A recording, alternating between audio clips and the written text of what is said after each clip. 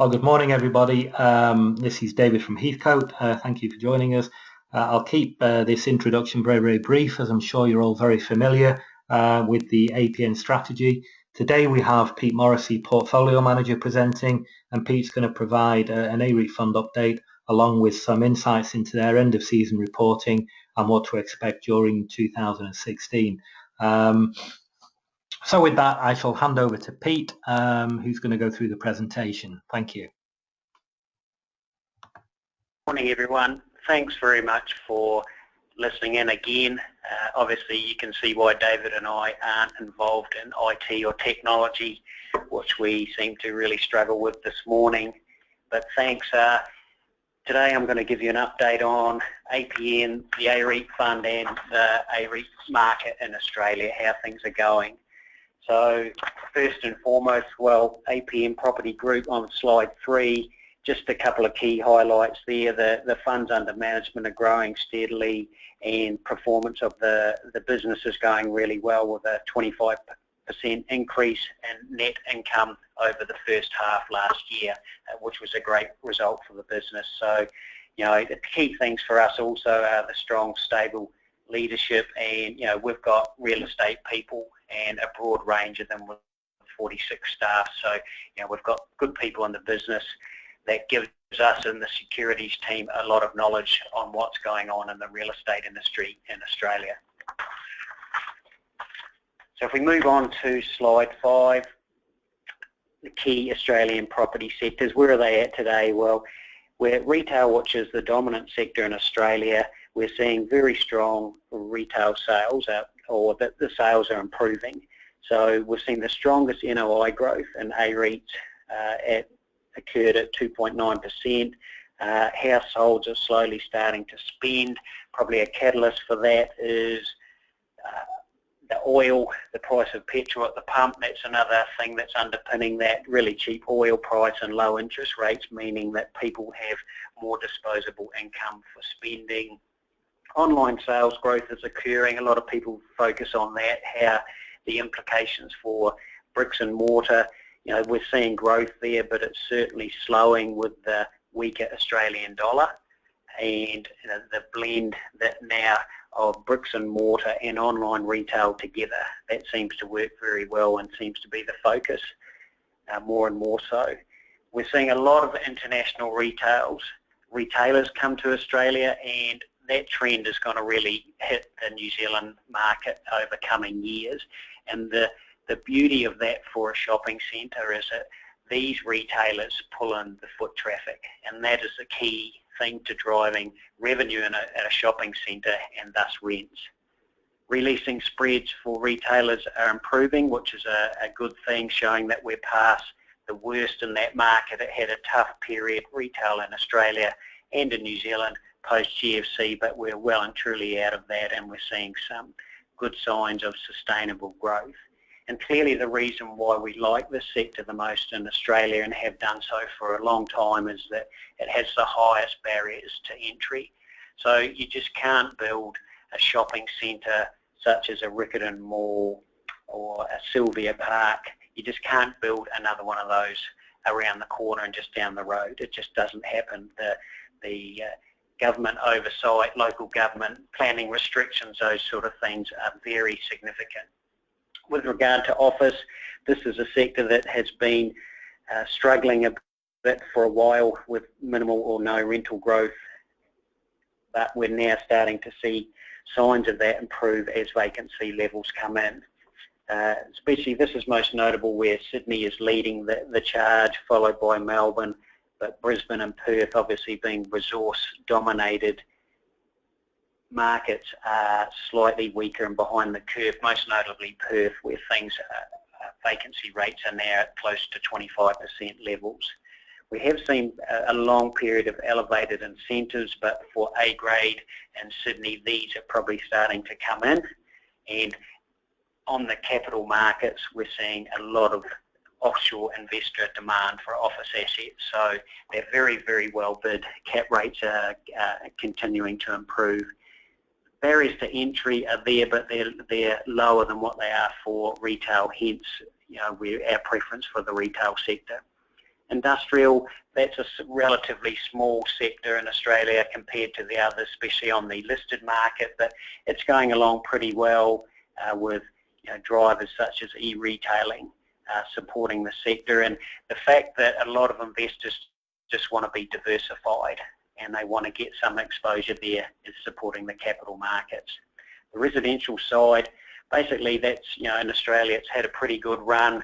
The Sydney market was mispriced for a long time. It's really had some good tailwinds, but undersupply is still present there. So we may see, as opposed to I think it's a moderation in residential values as opposed to a significant pullback, especially with the support of interest rates.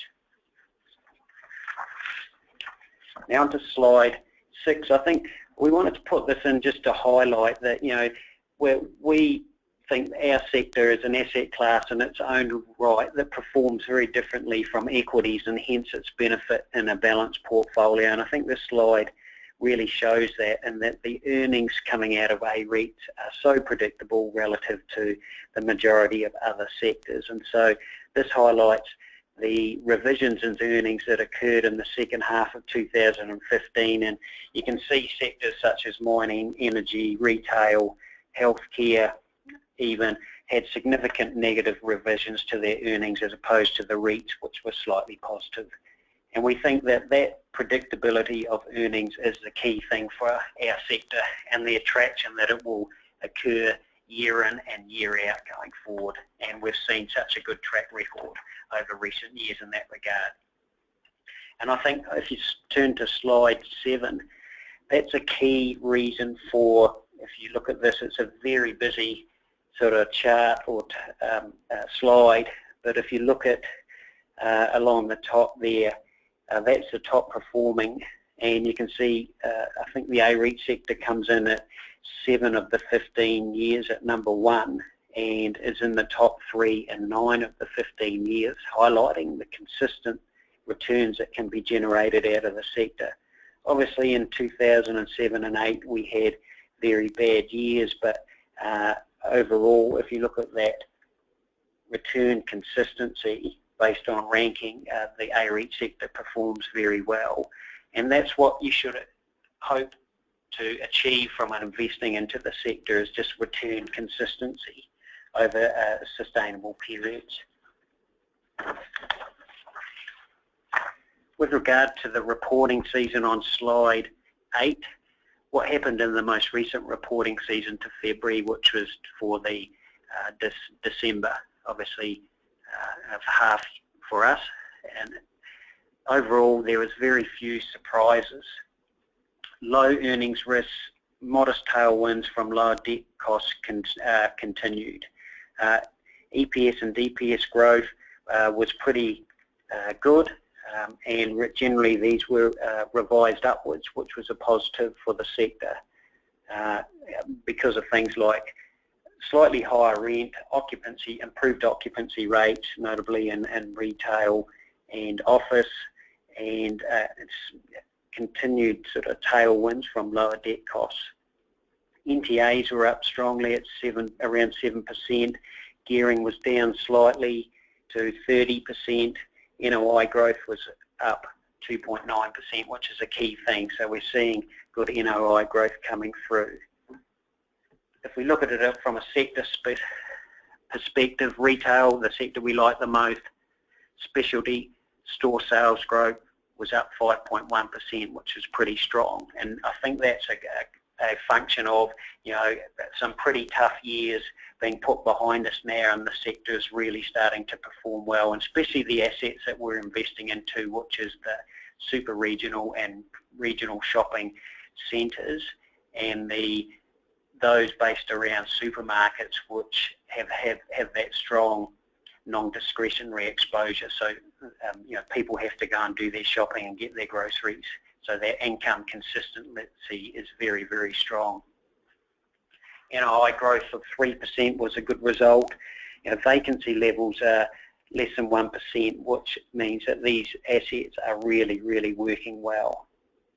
Cap rates, we saw 31 basis points lower than the past in the full year to June, which is a good result, and specialty occupancy costs around 14%.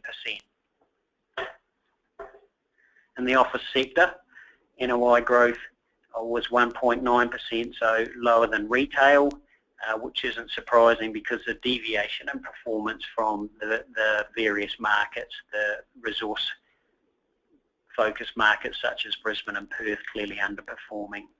Vacancies around 5%, so there's ability for improvement there, but significantly that these assets have long WALEs and cap rates around 6.7% on average. So obviously a lot of the REITs or office REITs were investing into their cap rates are tighter than that because of the quality of their assets. Industrial, slightly negative comp NOI growth.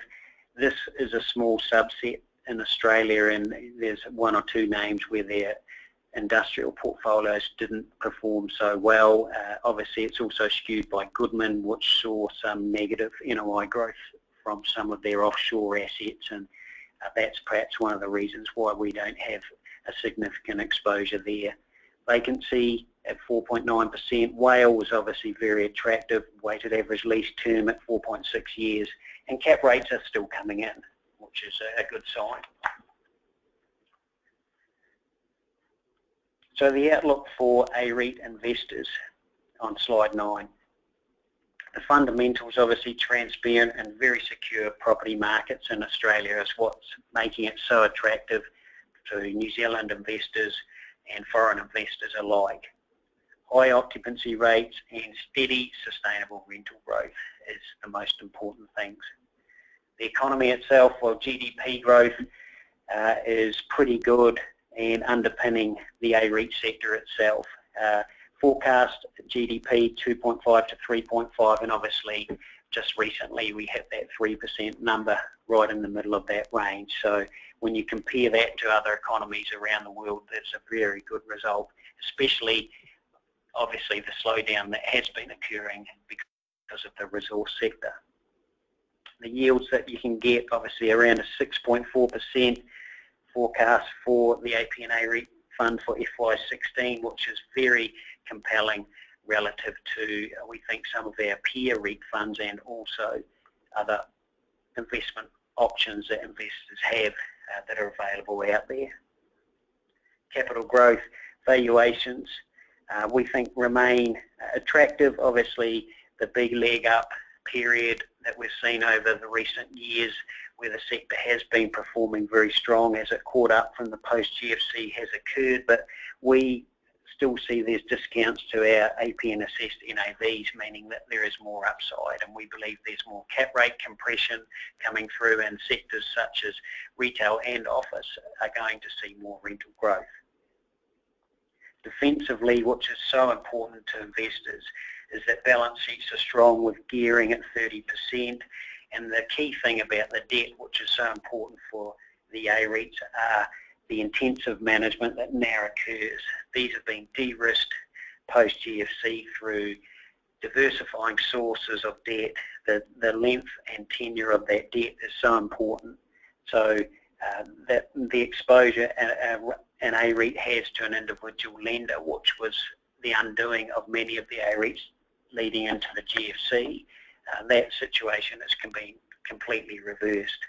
So they're very well managed in that regard, and this is such an important part of managing a REIT. And the return outlook, as we always say, we think 9 to 11% total return should be achievable, underpinned by that large component of very defendable income that's coming through with CPI type growth on top of that. There's a couple of other slides, obviously on slide 11 on currency.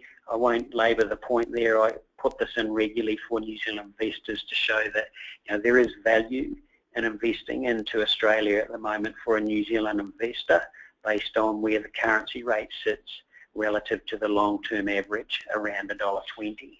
So there's some points there that you may want to read through, but it still stacks up as good value to put your money offshore, especially into Australia. And just comparing our sector to New Zealand, you know, at a headline yield level, they're very close, but our fund is well ahead considerably, and most importantly, there's the diversification benefits you're getting from investing into Australia. On size, you know, it's many times larger market, and the size of the underlying REITs and the quality of the real estate is better and more diversified. The AREIT fund itself, well, there's basically, I think there's some key metrics here on slide 14 that, you know, obviously our running yield is well ahead of the benchmark, more diversified than the benchmark, and our focus on risk through limiting offshore exposure and corporate earnings, which we think are more volatile than collecting rent. So that's why we try to limit those as much as possible through our mandate. Means that the fund risk-adjusted returns are very compelling. And that's perhaps best reflected if you go to slide 17, looking at the chart there, the 5-year returns.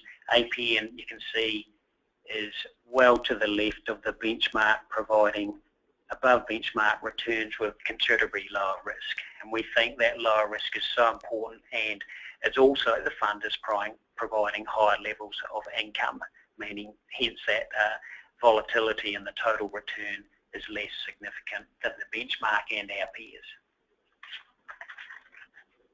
So that's a very quick run through on that. I wanted to keep it brief because of the tech issues earlier on, but obviously any questions, please yell out. David can help with those, or he can then direct them through to me.